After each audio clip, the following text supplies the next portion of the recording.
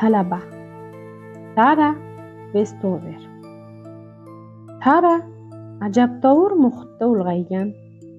Dadasi mormon e'tiqodiga sodiq, dinni hamma narsadan ustun ko'ruvchi odam. Onasi esa doyalik qilib giyohlardan damlamalar tayyorlash bilan shug'ullanadi va har qanday kasallikni, hatto saratonni ham dori-darmonlarsiz davolay olishini da'vo qiladi.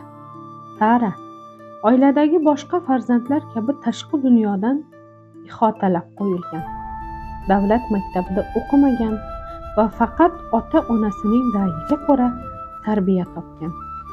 Lekin unda akasi Taylerning beqiyos xizmati bilan ta'limga nisbatan qiziqish uyg'onadi va shu narsa uning hayotini butkul o'zgartirib yuboradi.